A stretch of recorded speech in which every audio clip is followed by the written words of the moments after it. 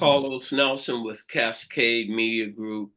And tonight we have Miss Sharon Saunders Brooks on, and she's one of our resident historians. And as I had mentioned to her off camera, the respect that I had for her and what I felt she had went when the National Black Museum opened up in DC, and Sharon was on the scene, and she came back to Kansas City, and she stopped by my office and she bought me a catalog of what took place and what have you. And that was dear to my heart. But so without further ado, Ms. Brooks, will you tell our audience a little bit about yourself and specifically your company? Good afternoon, good evening, and thank you for allowing me this opportunity. My company is Basic Black Historical Consulting Service, and I specialize in the African American historical experience. Also, I am a former member of the Missouri House of Representatives, and I also served on the Kansas City, Missouri City Council. So African American history and politics, those are my two loves. So I brought you on and talked to you in reference to Kamala Harris, now our current vice president, running for the presidency. And I wanted you to talk about how that looked through the eyes of a Black woman, for one. And what do you think this does for young Black females that are from grade school on up? How do you feel this campaign and what does it represent from your point of view? Well, historically, African American women have been involved in politics in this country for decades. However, a lot of their early works is unknown. Though we talk about the 19th Amendment and women gaining the right to vote in the 1920s, the vast majority of African American women did not fully receive their rights to vote until the 1960s. Though there were those African American women who did vote prior to 1920 in certain states and municipalities, and even in the 1920 election, but for the most part, because at that time period, the majority of the African American population lived in the South, and that had the most restricted voting rights.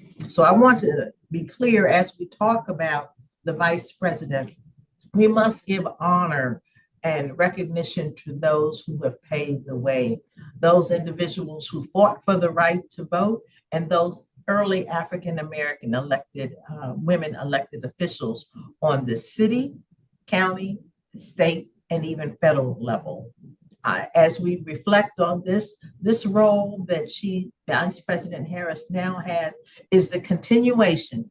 It is the passing of the baton. She's picking up the baton from where the late Congresswoman Shirley Chisholm in the historic run in 1972. Though there have been other African American women that have run for the presidency, and we even had an African American woman vice presidential candidate before Senator Harris, and her name was Charlotta Bass, and she was out of the state of California, and she was on the ballot as a vice presidential candidate on the Independent Party. So historically, we have been there. We have been working in the field, supporting candidates. So now, as African American women have reached the heights of elected officials on the state, county, and city and federal level, now we have someone seeking the highest office of the land. How do you see our community as a whole responding to this, her run for presidency as a Black woman and as a person of color? Well, I can't speak for all. I can only speak for what I am experiencing here locally. in Kansas City. There has been a lot of excitement and enthusiasm about this campaign, especially among women. And when I say women, among African American women, but also among women of other nationalities as well. Do you feel that you can support the vice president in her run? I'm speaking as an individual tonight. Yes, right. I'm speaking as an individual and not on behalf of any organization that I may be affiliated with. Have to be clear about that. But as I'm speaking on behalf of Sharon Sanders Brooks, Sharon Sanders Brooks will be supporting the vice president with not only with my vote, but with my dollars. Can you elaborate on why you feel that she's worthy of your support? I'm looking at her track record. I look at the platform that the Biden administration has had and what the platform is. And I have also looked at Project 2025. Beat me to the next question, Sam. Okay. Go ahead. Talk about that a little bit. Okay, well, let me finish. And I look at not only when I analyze and decide who I'm going to vote for, I look at it, how will it benefit not only me, but how will it impact my community? And when I say my community, I'm speaking of African Americans in whole. That's how I look at it. And then I also look at others. How would the policies that they are proposing or have supported previously, how will it impact our community, number one, economically? And when I look at what has happened under the previous administration, under 45's administration, the tax cut that he gave, the tax cut benefited the extreme wealthy, and that tax cut was on the back of the middle class. All right. That's one of the things I look at. I also look at the policies that have been implemented by the Biden-Harris administration in terms of, I look at the stimulus money that was allocated. I look at the PPP, Paycheck Protection Program, and the rules that were set up for that program that were not initially followed. And then I look at also the student debt relief effort that the Biden administration proposed. But I must say to people as they look at that, the president proposed student debt reduction. However, it was state attorney generals in 9 states that went to the federal court and sued to block many of the provisions that the president had. So when we talk about voting, it is not just the top of the ticket. It is all down ballot races that are critical. And it's not just the presidential election. Unfortunately, that is what has hindered the progress for many.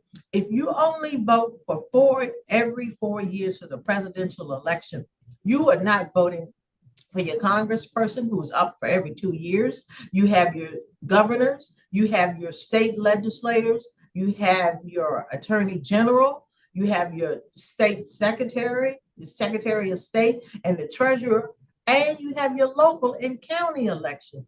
Those lower level governmental entities have a more direct impact. Excuse me. Uh-oh.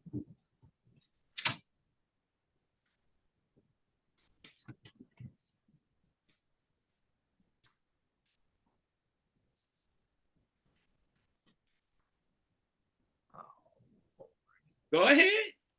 I'm sorry. I said, go ahead.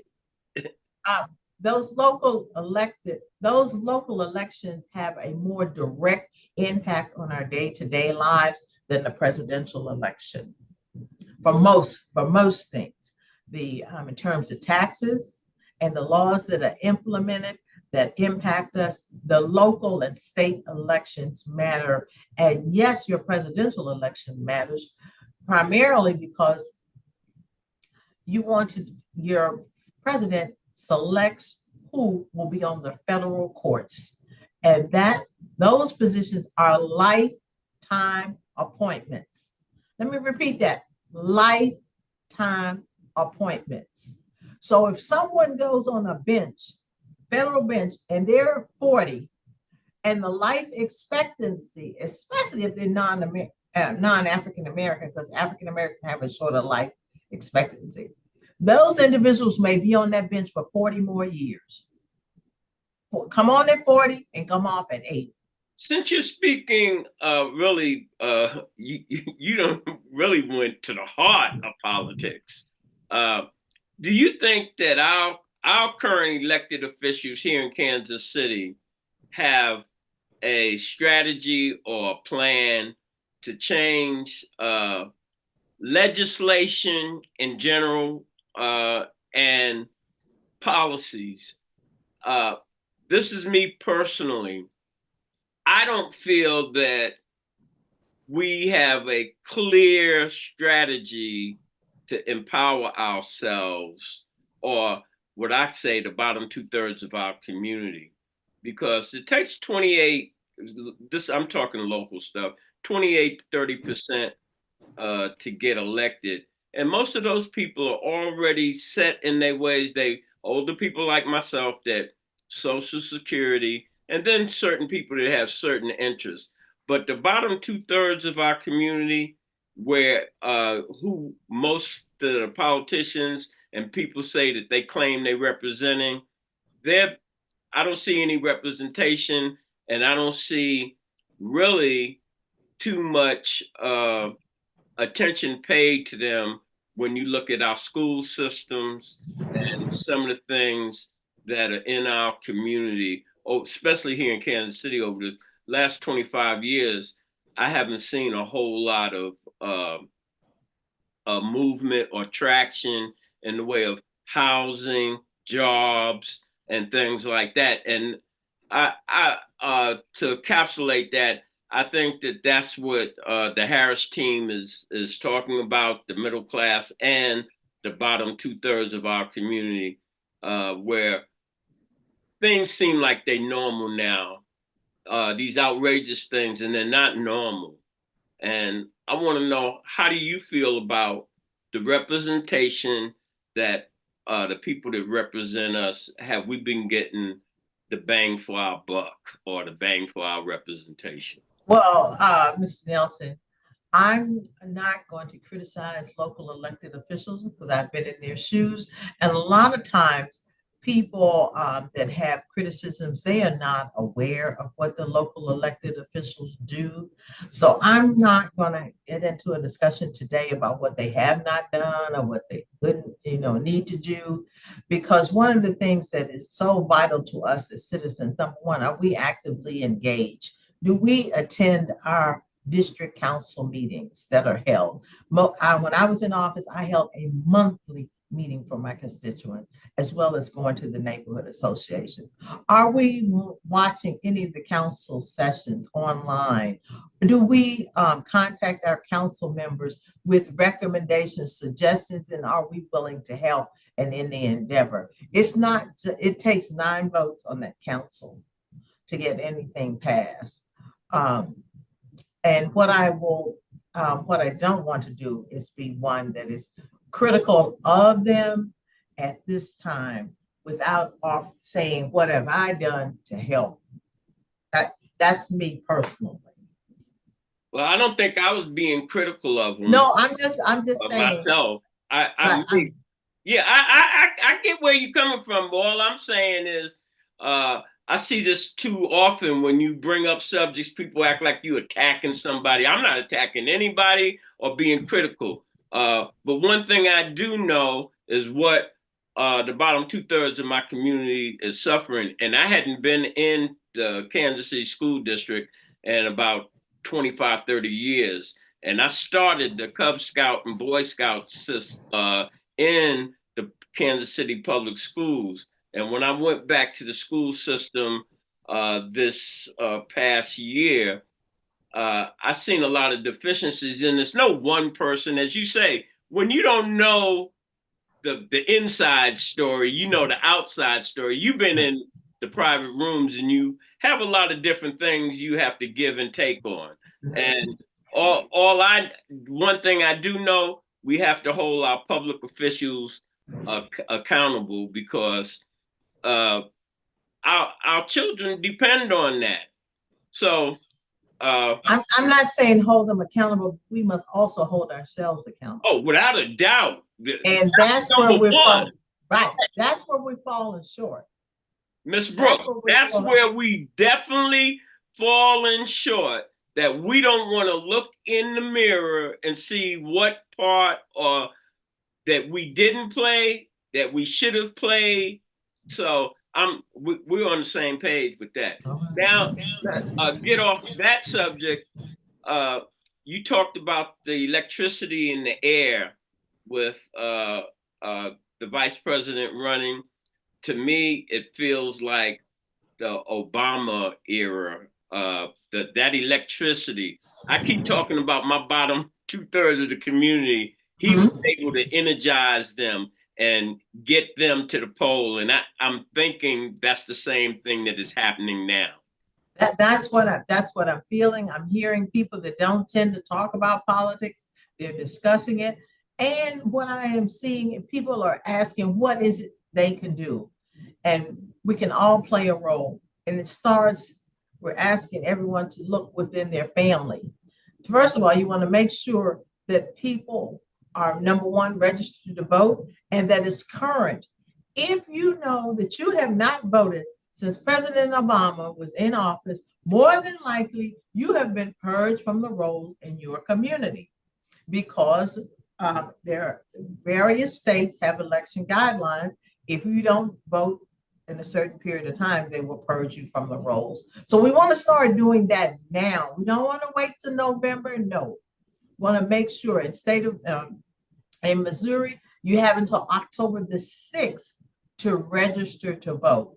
But the key thing, we want to update our voting registry, our addresses. That's the thing that really hurts our community. I have served as an election judge, and I'm currently an election registrar. So what I know is on election day, we have individuals that are frantically trying to find out where they need to go and vote. So we're asking you to plan, just like we plan, we know a concert is coming. Sometimes we buy a ticket for a concert 2 months out, maybe 3 months out. People bought Beyonce tickets from it. They went to another state to see the concert. They had a plan for that. So just like we have a plan for a concert, we have a plan for election day. Most states have early voting the 2 weeks prior to the election. So you don't have to wait till November the 5th to vote. If you have early voting, take advantage of that opportunity. If you have a disabled or elderly family member who has difficulty going to the polls, sign them up so they can receive an absentee ballot, and then you get it, they fill it out, and you take it in or return it early so you don't have to worry about that. If you have college students away, you want to find out what the absentee ballot process is and start seeking that information now. And if you have active duty military family members, some of those requirements are depending, especially if they're in the Navy and at sea, some of those ballots have to be in as early as October. So these are some of the things when we talk about your voting plan, start thinking about it now, and especially check your driver's license expiration date, because in Missouri and probably some other states, the ID that have those states that have photo ID requirements, that ID has to be valid. You can use your passport in Missouri, a state issued photo ID, but it cannot be expired. So those are some of the things that people can do to help. All right, I want to shift gears here on you. Do you have any projects that you're working on specifically with your company right now? Currently, I'm 10 toes down, as they say, until January 20th at 1 p.m. Eastern Standard Time. I'm 10 toes down working on voter registration and the get out the vote effort. That's my project now. And in terms of history, helping to make history occur. So that's the project I'm working on now. All right. Well, I'm saying there's no greater thing than to give back to your community and to educate your community in a way, and your voice. I like to think that Cascade Media Group on all our networks, we give our guests and myself where we can talk in our own voice without any edits or someone saying what we're trying to say. We hear our own voice. Before we close out, is there anything that you would like to say to our viewing audience? I want them to realize if you are or hear someone talking about they're not going to vote, ask them this. Did you receive a stimulus check? Someone had to vote on that. There were those legislators, those Congress people that voted for, and there were some that voted against it. In this case, there were enough to pass that legislation. The money was allocated to the states. At the state, it had to have a vote on what programs, projects, or institutions would get the money. That was a vote. Some money went to our county governments. That was a vote on how that money would be spent. And some went to city governments, and the council members had to vote on which programs, projects would be funded. And so I say to you, your vote matters. Your voice is your vote. If you don't vote, basically you have given support to someone else. All right. This is the last question, Sharon. Okay. What do you think about, and do you think our community is really aware of what gerrymandering has done to the electoral system? No, I do not. Gerrymandering, redistricting, that's a very complicated matter and topic to discuss. And no, I do not think the average voter, if you talked about gerrymandering, I do not think that they would know what that is. And also I want to add ex-offenders, our returning citizens, which disproportionately has impacted men of color, Black men and brown men. In certain states, they regain their right to vote, and that's critical. In Missouri, if an ex-offender has completed probation and parole, repeat, completed probation and parole, they regain their right to vote. Why is that so critical? Because of the significant number of men that this has impacted. Brothers, share this with other brothers as you have your barbershop discussions. Let them know that they have a right. They have paid their debt to society and they are back. And they have a right to have their voice heard on public policy. And brothers that were behind the wall, do you know brothers behind the wall, sisters behind the wall received stimulus money? And you know how that happened? Because some brothers and sisters behind the wall filed a federal lawsuit out of the state of California. It appeared before a judge who was appointed by a president. The judge heard the case and he stated because the language, the legislation regarding the stimulus money did not address whether inmates were barred from receiving the money, he ruled that they could receive the money. So I say to you, public policy matters, and yes, it's important to be a knowledgeable and informed voter. And I do have one thing I like to refer to, number. It's called 411-VOTE. card here.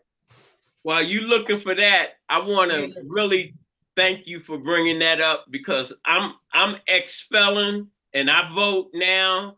I went through the process that you're talking about, and there's a significant amount of Black men that have been incarcerated for whatever reason, and it's knocked you off the voting.